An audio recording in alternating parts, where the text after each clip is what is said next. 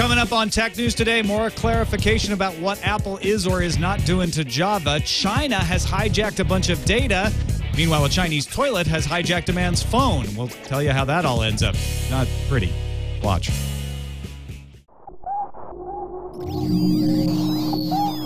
Netcasts you love. From people you trust. This is TWiT. Bandwidth for Tech News Today is provided by Cachefly at CACHEFLY.com.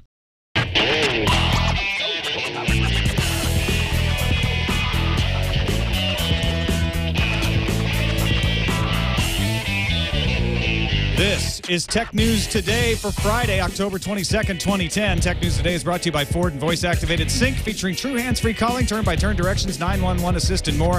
Available exclusively on Ford, Lincoln, and Mercury vehicles. For more details, visit syncmyridepodcast.com.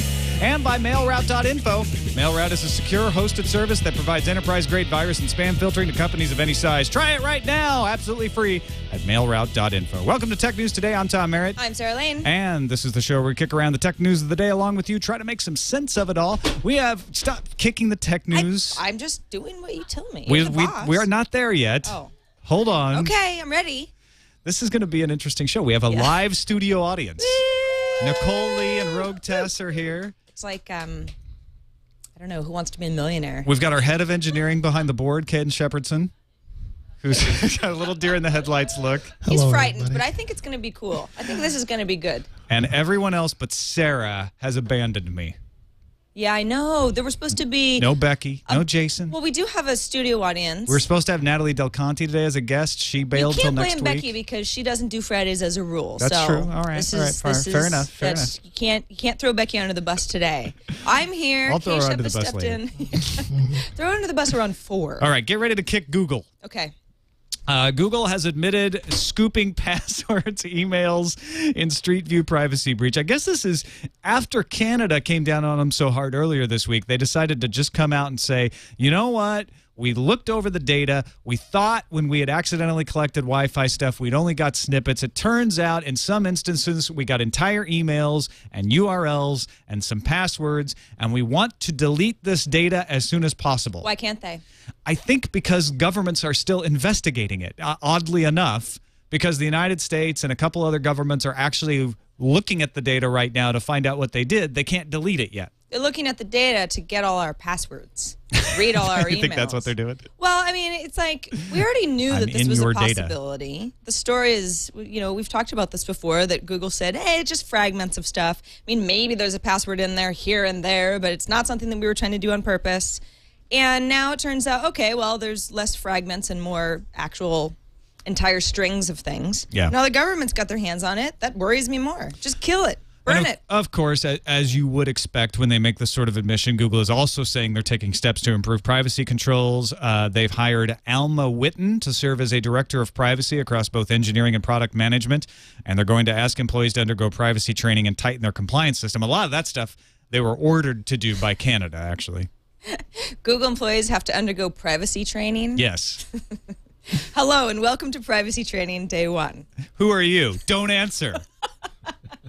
Look at this password. You looked. That was fail. Canada actually said you have to put your employees through privacy training, and I guess that's because there was the engineer who created the code that accidentally, or at least Google says, accidentally collected all of this private information. So they're like, look, you need to train your employees so they can look out for these sorts of things and be thinking about them before they implement this kind of code. I guess I'm still a little unclear on, so government agencies are looking through this stuff and trying to figure out what happened, and Google's like, we want this gone. We didn't mean to do this. We said we're sorry. Yeah. We're telling you what's going on.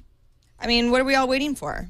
I guess we're waiting for everybody to make their decisions about how to punish Google, and then Google can be done with it. Yeah, so Google can say, sorry for doing the thing that we didn't mean to do. I don't think Google's evil in this case. I really don't. I think they're being honest. I don't think it's an evil or not evil issue. I think it's just you know what? They made a big mistake. We've beaten that horse to death earlier this year. Dead horse. And they're still like, look, we're really sorry about the dead horse. We'd like to get the dead horse out of the room. It's kind of stinking. Can we remove the dead horse, please? The dead horse is just upsetting everybody at this point. A Chinese state-run telecom provider appears to have been the source of the redirection of U.S. military and corporate data that occurred back in April. If you don't recall, for about 17 minutes on April 8th, the USCC, that's the U.S. China Economic and Security Review Commission, identified that routing paths to various internet protocol addresses were being redirected through networks in China. Some folks who were working in civil jobs that were targets, military installations, were unable to access YouTube because their requests appeared to be coming from behind the Chinese firewall. That's one of the ways that people were tipped off that this was going on. The current draft of the review does not actually accuse China of malicious activity, but it finds that malicious computer activity tied to China continues to persist following this report. Well, okay. I mean, this isn't just like, ooh, some hackers in China really did some damage. I mean, this is a state-run situation. So where do we go from here? I mean, this is a pretty big deal. Yeah, the commission says they have no way to determine what, if anything, Chinese telecommunications firms did to the hijacked data, but it could disrupt data transaction, could prevent users from establishing or connecting to a site, which apparently did happen, maybe unintentionally. Right. It could even allow a diversion of data to somewhere that the user did not intend. No, I'm not going to say that there's if there's no proof that there's malicious intent on coming from within China. I'm certainly not going to say that. But I mean, how could this all just be a big mistake? You know, do you remember when YouTube got knocked offline because I believe it was it Pakistan, an ISP had decided to try to block it, and they actually changed the DNS. They accidentally poisoned the DNS. Right. It could be something like that, where a Chinese ISP changed a setting that unfortunately started to redirect traffic. The thing that makes me think that's not the case here is because it just happened to only redirect traffic of military installations. Yeah, exactly. I mean, so, what are the chances? Yeah, Army, Navy, Marine Corps, Air Force, Office of the Secretary of Defense. That seems to be more than just a mistake. So even if it was a mistake, that's pretty dangerous, don't you think? Yeah, exactly. Whoopsie. Interesting mistake. Now, there was another report out today saying that the government military installations are under fewer attacks than previously, and they attribute that to the fact that there is better protection of data. It's not that there are actually fewer attacks, there's just fewer successful attacks. And that's the answer to this. You've got to encrypt anything that you think is important. Yeah. You know, or else it could... That's not military. It is, in some ways, this is a non-story because it's the internet. Your traffic goes all over the place anyway. That's the way the internet works. Right. So you never know who actually has access to your data at any particular point. Encryption. Yeah. It's the only way. It is the only way. Bunnie Huang, you may know him as the creator of the Chumby or the writer of the definitive work on hacking the Xbox, has been called into the defense of Anaheim's Matthew Crippen. Crippen faces 3 years in prison for jailbreaking Xbox 360s. He was selling mod chips. Federal prosecutors have asked the judge to prevent Bunnie Huang from testifying. And that's because Bunnie Huang is going to present an argument that is probably going to be swaying the jury in favor of the defendant. Yeah, Huang argues that mod chipping is not a violation of the Digital Millennium Copyright Act. He says, quote, basically what he did was insufficient on his own to violate anything because he didn't actually violate any copyrights. Well, wait a second. So the defense wants to call Bunnie Huang to the stand so that he can explain why, the prosecution doesn't have a case. And the prosecution says, no, we don't want him on the stand. I mean, they can't really do that, right? Well, yeah. I mean, now we get into the vagaries of legalistic stuff, which I don't even pretend to understand fully. But what they're saying is that his testimony is judicially irrelevant. That it won't make a difference to this case. So they've put that before the judge, and the judge has to look at it and decide on the face of it, does it look like this witness's testimony is irrelevant? If it isn't, we're going to get rid of him. Because, of course, you don't want the defense to be able to call irrelevant witnesses and just waste a bunch of time. Well, what's irrelevant about it? It's very irrelevant. It seems relevant to me. Yeah. Yeah. I mean, what he's going to do whether or not you agree with him, it's something to consider. He's going to take the stand and show how they actually made the mod chip as a way of explaining this is what he did, and this is why it shouldn't violate the DMCA. And the point they're trying to make is that the Library of Congress gives exemptions all the time. They gave an exemption for jailbreaking an iPhone, for instance, and he's going to try to say this is no different than that. And I think what the prosecution is saying is showing how he did the mod doesn't change the fact that he did it. And so maybe they're saying that's irrelevant. I think they just don't want him to get up there because he's going to convince people of something they don't want him to convince them of. Certainly seems likely. Yeah. Irrelevant, schmirrelevant. Anyway, it could be a very precedent-setting case if, in either way, actually, but if Huang were successful in convincing the jury, like, look, he didn't actually violate copyright. All he did was create something that allows you to break copyright, which there are legal reasons to do. There are fair use reasons to do, and that you should be prosecuting the people who use the chips if they broke copyright law. But just making the chip shouldn't be illegal. For this yet? Who, Huang? No, I mean, has this guy that's possibly facing 3 years in jail? Has he gone to jail? No, or has anyone? anybody? You know what? That's a good question. I believe so. Because it seems like, ooh, 3 years, geez, Louise. But all right. Yeah. Well, so anyway, we'll keep you up to date as that goes along. Let's take a moment to thank our sponsor, Ford, makers of voice-activated sync. Do you like to make calls and send text messages and stuff while you're driving, Sarah? Well, I like to, but I can't, Tom, because that's dangerous. Maybe it's because you're not driving a Ford. That's probably why. I would recommend, if you want to do that sort of thing, that you look into it. You could get true hands-free calling, turn-by-turn directions, 911 assist, and more. If your airbags deploy, they automatically call 911 for you. Most Bluetooth-enabled phones connect automatically after an initial setup. You just get in the car and they connect. You can plug in media players like an iPod or a Zune, and then you just say, call Sarah, tell her I'm late. Well, you wouldn't say that because you are Sarah, unless you had a friend named Sarah. Sometimes I tell myself that I'm late. Yeah. You also get turn-by-turn directions. You're late. You don't need Ford Sync for that. But if you needed to, if I needed to say, Sarah, don't freak out. I wanted to do it, I could, though. And that's what I like about Ford, options. It'll read text messages to you. It'll read text messages. It'll send text messages for you. You just say the text messages. You can play artists, like play male genre. or female to read the text messages? I think there is a little bit of voice customization. Read Tom's text in a female voice and just make it all weird? It'd be great as if you could have it read it in my voice. No, I prefer the female voice. My voice, even. Just, that would be even weirder. Yeah, just kind of like a nightmare. I don't know if it does that, but it responds to your commands automatically, converts them through the stereo speaker system. Check it out at syncmyridepodcast.com. It comes standard in some Ford, Lincoln, and Mercury vehicles. It's optional on the ones that don't have it. So check it out at syncmyridepodcast.com. We thank them for their support.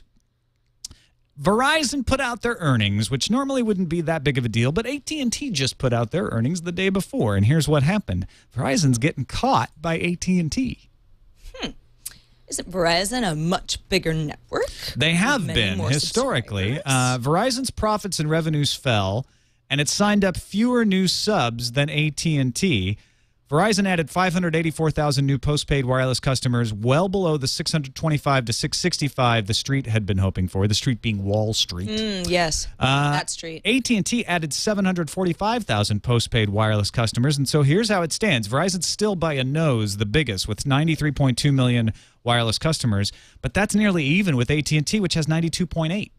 Well, I would say maybe Verizon's subscribers have fallen off because people are waiting to switch to Verizon till January, some of the iPhone folks, but then that wouldn't really explain why AT&T is up. Why are they catching up? Exactly. Yeah. Although... And Verizon has all of the Android phones, which apparently those are doing well. What about AT&T adding iPads subscribers, and I mean, does that skew the results a bit? I mean, there's a lot of iPads being sold. That might boost it a little bit. You're right. Yeah, because I mean, if that's the case, then it's not really a fair. Our numbers aren't really matching up in a fair way. I mean, if we're talking tablets and phones, and it's all just AT&T subscribers, that's a little bit different, depending on how Verizon's counting its numbers. Verizon did say they're having great sales from their Android handsets, but apparently it's just not quite enough to offset the difference. So as Verizon looks like it might get an iPhone, the race is a dead heat. Interesting. Between the two big ones, T-Mobile and U.S. Cellular and Sprint. They're all back there nipping at their heels. HP Slate 500 is official. You can order it at the HP website, and I have to admit, I'm kind of intrigued. Maybe I'm just tablet crazy, but I'm kind of like thinking about buying this. Even though it's $799, pretty steep. I know. That is the one thing that has stopped me from actually pressing the buy button yet. $799, but it is a Windows 7 Slate. Remember they said, we're not coming out with a Windows 7 Slate. Yeah. Then they said, maybe we'll come out with one for business. That's what they're still saying. They're like, this is meant for the enterprise. It's not meant for an individual. It's Atom-powered, but it's Windows 7 Professional, I believe. It's not like Windows 7 Starter Edition. And you get a 1.86 gigahertz Intel Atom Z540 processor, 2 gigs of RAM, 64 gigabyte solid-state drive, a Broadcom Crystal HD accelerator so you can play HD video, 1080p. Has a stylus, although apparently there's no way where to put the stylus. That's weird. You just have to carry it around separately. Lose that That's thing kind in of 5 minutes. Kind of a pain. I mean, this is a netbook. This is a front-facing VGA camera and 3-megapixel camera on the back. It's not quite 10 inches. It's 8-point-something, 8.6, I think. But it's bigger than the Samsung Galaxy Tab. I mean, when you think of it as a netbook that doesn't have a keyboard, although you could plug one in, then all of a sudden $800 doesn't sound so crazy. Yeah, yeah. Because it's not some like light version of Windows 7. And it's meant for the enterprise. That's another reason why that price is so high. That anything for some reason when it's being sold to corporations suddenly gets more expensive. What about the HP Slate 500 do you like the most? Because you seem excited about it. I mean, when you're not a big stylus guy. No, I don't care about the stylus. I like the fact that I have a full operating system on it. It does seem really powerful. It's not a simplified operating system, and maybe I'd end up hating that because of that. But the fact that I get full Windows 7 on there and a front-facing camera and HD and standard ports, I think that's attractive. Yeah. I'd be able to play Flash video on this. I would be more excited about this than I would about the Galaxy Tab, having seen the Tab. Yeah. Mm-hmm. My wife is very excited about the Galaxy Tab. I know, and I'm not sure why. 7 inches. She saw it too that night. Maybe we split the difference. I get the Slate, she gets the Tab, and then if we get bored, she puts her peanut butter in your chocolate. Yeah. And you have a party. And then we both end up using the iPad because we spent so much money on stuff on that. All right, Amazon is announcing a Nook-like feature, 14-day lending.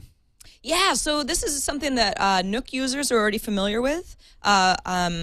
What this is, I buy a book on my Kindle. By the way, this isn't available yet. They say by the end of the year, and we're getting towards the end of the year now. It's almost November, so pretty soon, next couple months.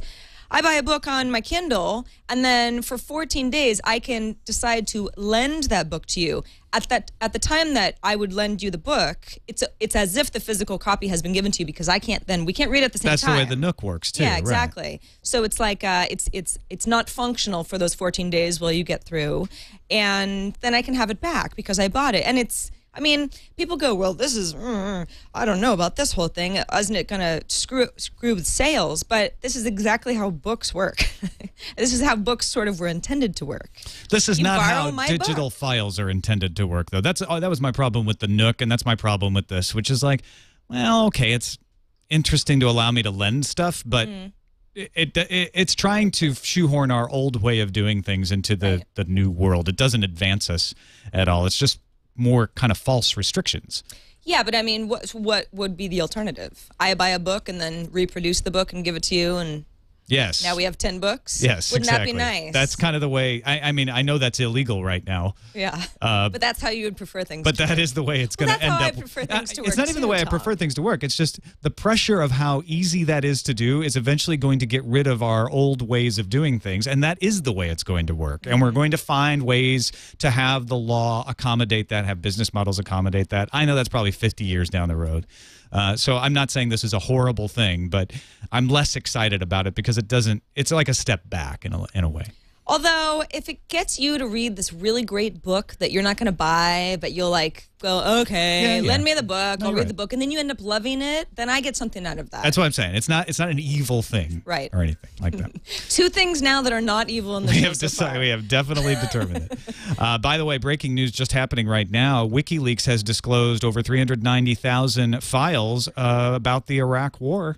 Really? The disclosure was included in the files that WikiLeaks leaked to The Guardian, New York Times, Der Spiegel, and Al Jazeera. reveals that Froggo 242, an abbreviated order, instructed troops not to investigate any breach of the laws of armed conflict, such as the abuse of detainees. Of course, there's a lot more to be plowed through there. I'm sure over the weekend you'll see a lot of stories about this, but wanted to pass that along to you as it just is happening right now. Wow. Just broke a few minutes ago. Steve Jobs commented on Apple's Java discontinuation. He said, look, you know what? Let me see. Let me get the quote here. Jobs said, Sun, now Oracle, supplies Java for all other platforms. They have their own release schedules, which are almost always different than ours, so the Java we ship is always a version behind. This may not be the best way to do it. So they've decided that's why we're not going to include Java in OS X in the future. We're not going to develop the Java runtime engine for OS X anymore. We're just going to let Oracle do that. But that really screws with their developer community, doesn't it? Well, apparently, yes. Now, on the face of it, that sounds reasonable. Like, oh, okay, you just let Oracle do it, right? It's a release schedule thing. Doesn't work for you. Apparently, that's kind of not the way it works right now. Oracle or Sun doesn't make a lot of these runtimes. HP makes theirs. Dell makes theirs. Apple, as a manufacturer of the laptop, forget about the operating system part of it, makes theirs. So if they don't make it, there is a real question of who is going to make it. In fact, Bruce Gosling says it simply isn't true that Sun supplies Java for all other platforms. IBM supplies Java for IBM, HP for HP. Even Azul Systems does the JVM for their systems. Admittedly, these all start with the code from Snorkel, but then so does Apple. Snorkel being Sun Oracle. It's funny, when I first saw Snorkel, I thought it was like Snorkel, like Oracle, like it was such a boring company. Yeah, some insult. Yeah, Sun, Oracle, Snorkel. Got it. Very, very clever. According to Gosling, Sun allowed Apple to do its own port as it allowed others because the company insisted on it, and now Apple's just dumping it. So maybe there is more personal stuff behind the scenes than. But like, what does Apple what does Apple gain from let's just say that they're screwing everybody over, and it's not really about release schedules. Like, what are they doing? Well, they tweak Larry Ellison. First of all, the way they're tweaking Flash, because they're saying the same thing about Flash. They're saying the reason we're not going to include Flash anymore is it's better to get it released from the company directly than have us include it. Makes a little more sense in that case, I think.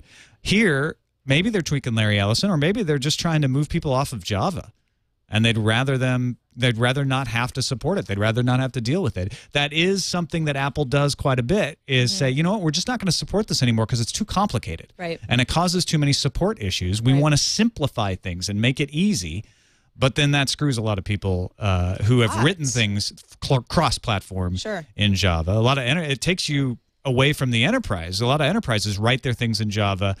They're not going to want to buy a Mac now.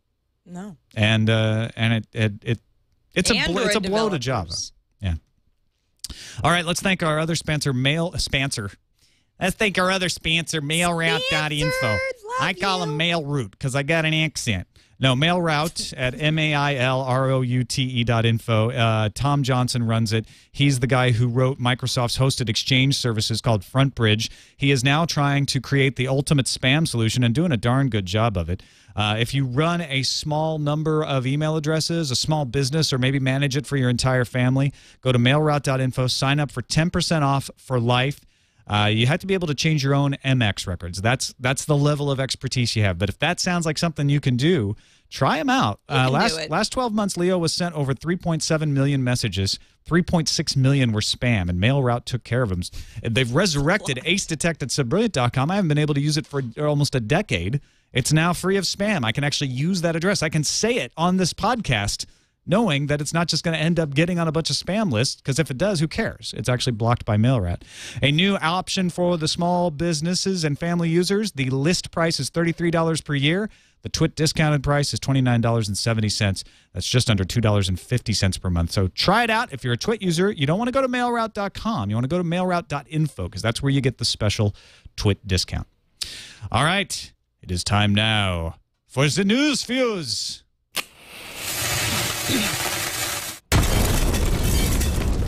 A teenager found in possession of a stolen motorcycle has been barred from using any computer with encryption? No. Yes. What? Originally, probation officers barred him from using social networks or computers with viruses on them, but the judge actually threw that out. When the judge modified the probation conditions, he wrote, 200 years after the framers ratified the Constitution, the net has taught us what the First Amendment means. Apparently, it means you can't use a computer if you steal a motorcycle. Don't steal motorcycles. I don't know. He was writing that in explaining why he took out the social networking prohibition. He's like, look, you can't stop this guy from communicating. So there is an interesting precedent here, although why they left the you can't use a computer with encryption, I don't know how he's going to go shopping for a real motorcycle now because he can't use SSL. That teen. They do crazy things. Steve Lieber, the artist behind a graphic novel called Underground, you may be familiar with, recently discovered that someone on a 4chan board had scanned and posted his entire comic. But rather than react with threats, empty threats, loaded threats, Lieber joined the conversation on the board and the next day saw his sales of the physical novel jump much higher than he had seen after any single review online. So once again, 4chan throws humanity a bone. Nice job, 4chan. 4chan, and you're the nice job, best. Lieber, recognizing the actual realities of the situation. Join him. Join him. Google has launched a music service in India. Google.co.in/music allows listeners to search and enjoy thousands of full songs, most of them in Hindi. The idea is to encourage users to find legal streaming versions of songs rather than pirate. Google partnered with Indian streaming services In.com, SavVN, and Saragama. I don't know about you, Sure, Tom, I mispronounced but I love Hindi music. Do you? Oh, yeah. It sounds cool. It's great. Yeah.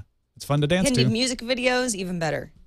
Yeah. It's like you were born to be in one. Yeah, totally. China's launched an official online mapping service called Map World. That's a good name. The web-based service gives people access to increasingly detailed satellite images of China and high-level images of other nations. The flat maps can be viewed in 3D if visitors download and install a browser plugin to convert the images. It's kind of fun. Just after I buy a system with a Radeon 5850 in it, AMD decides, hey, this is a good time to announce the Radeon HD 6800 series. Thanks, AMD. The Radeon HD 6870 is going to be $240. The Radeon HD 6850, $180. They are the new mid-range cards that offer similar performance to previous generations with an enhanced tessellation engine for better support of next-generation DX11 games. And the word is AMD is readying their flagship high-end Radeon 6900 family for release in Q4 as well. So don't be like me. Hold off. Wait for that 6900. Jamie Thomas Rassett will have a remarkable third trial next month. She's fought the RIAA through 4 years, 2 trials, a name change, and a $1.92 million judgment. On November 2nd, she gets to do it all again. Thomas Rassett's lawyers asked the judge to alter his ruling, slashing and open the way to appeals. Judge Michael Davis refused. The trial's on. The trial? Let's have more trials. More trials. I am not tired of Thomas Rassett trials, let me tell you. I wonder if Jamie's tired of it. Jamie. Oh, Jamie. Research firm Strategy Analytics reports that Apple shipped more iPhones worldwide in the third quarter than RIM, boosting Apple into the number 2 slot for the world's most popular smartphone. Nokia, which is often described as embattled or fighting back, shipped as many phones as RIM and Apple combined. Oh, so they're still number they're fighting one. back pretty hard. Yeah. Then They're fighting back from first place. we're still in it. Commander Douglas H. Wheelock of Expedition 25 to the International Space Station has become the first person to check in to a social networking service from space. He unlocked the very hard-to-get NASA Explorer badge using Foursquare's mobile site while aboard the ISS's orbiting lab. Congratulations to you, sir. That I want beats that my badge. crunked badge, I think. Yeah, my 16 candles badge seems kind of lame all of a Seems sudden. kind of lame. Great. I think this is going to backfire at Foursquare. Everybody's just going to stop using it. They're like, well, I can't even get the NASA badge. Well, I have to go to space now because I need that badge. Wheelock isn't going to be the only guy. Finally, we have some fantastic footage from a Chinese news station of a poor man who dropped his phone down the toilet and then got his hand stuck when he was trying to fish it out. You say fantastic. I say terrifying. It is rather He terrifying. got his hand stuck in a toilet. Footage shows the man being saved from himself by rescue workers.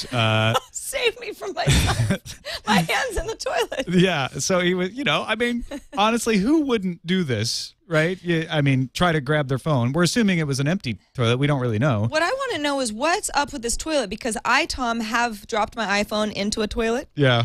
in the past, and it was fairly easy to fetch out. The phone was dead, but I didn't get my hand stuck. It was must just have started wet. going down into the flush hole, and then he just his arm went too far.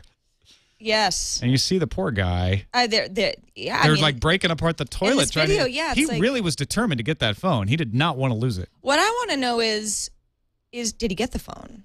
I mean, he got out. There is no word that I have seen whether he actually got the phone. I think the phone was long gone. I don't see a phone. Yeah.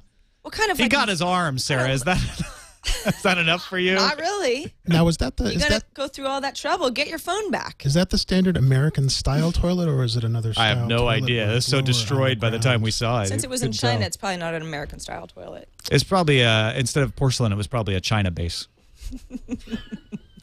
Onto the calendar. An Android-based Nook Color may have a 7-inch screen. It may retail for $249. Barnes & Noble is not going to confirm these rumors, but we'll know next Tuesday, October 26th, because that's when we'll know. That's when Barnes & Noble will It would make sense because the little thing at the bottom of the Nook is Android-based, so they've got some experience there. I could see that. In fact, I've been wondering when that would happen. Games for Windows Marketplace will launch November 15th. Tom, are you excited about this? This is interesting. It's kind of like their Steam. It's an expansion of something they already have, where you can manage your games with a download, but this will be web-based. They're going to have 100 titles. Including Dead Rising 2, Halo, Flight Simulator, Grand Theft Auto 3, among others. So it's users with a Windows Live ID. You start browsing the store on the web, purchase games, and then you can install them on various computers with your ID logged in, so you don't have to worry about whether you can copy them or not. So it's kind of like Steam. So if you're a Steam user, would you care about this? I am a Steam user, and no, I'm not really that worried. Okay. If there was a game that I couldn't get on Steam that I could get on this, I'd definitely care. Cool. That I wanted to play, let's put it that way. All right. So there you have it. On to the voicemails. We have one today, a late-coming video voicemail wishing us a happy 100th episode. Not 100 years. But still, Feel 100 years old. Testing 1, 2, and a 3. It's actually outtakes from our favorite Wisconsin mail carrier. Tim in rural Wisconsin. Terrible. Aww. Hey, happy birthday, TNT. I've seen all 100 episodes. Love the show. I've watched every one.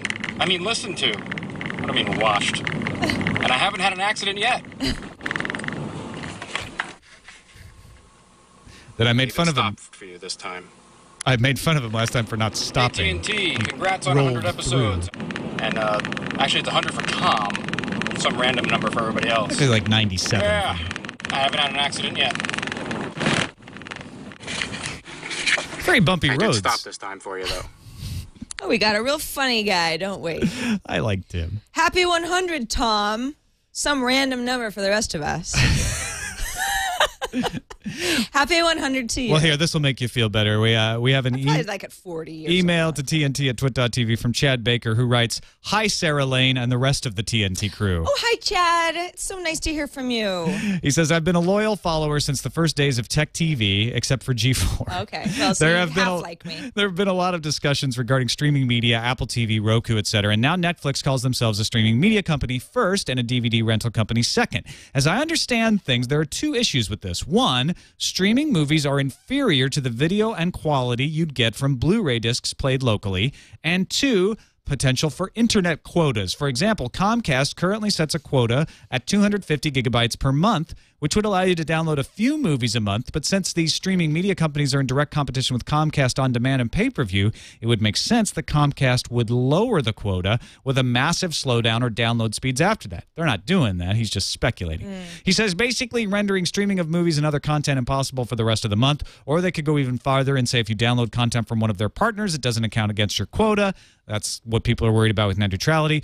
He finishes, "I want the highest quality movie I can get, and I'll happily wait a day for the movie to get mailed to me. I can't ever see reason to utilize streaming for anything beyond podcasts. I'd be interested to hear TNT's thoughts on these issues."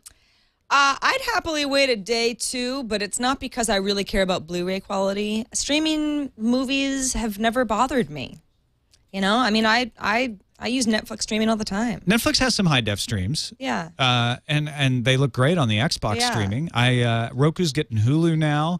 We got more people than I expected writing in with this thing saying, look, Blu-ray looks better than any of these streaming options, and I care, and I'm going to keep getting discs because of that. Yeah, I mean, if you care, I think that's your best option. Yeah. It's your only option, really. But one thing I would say to Chad is he says, I will never do this. Never say never. I mean, I think about sometimes, it makes me laugh, when I was playing Civilization 1 back in 1993, and all of the graphics of the leaders were bitmap, pictures. I was like, gosh, wouldn't it be great if we could actually have a photograph, and you could have a photograph of that leader, like a real picture, instead of just, this. Imagine a world. Yeah.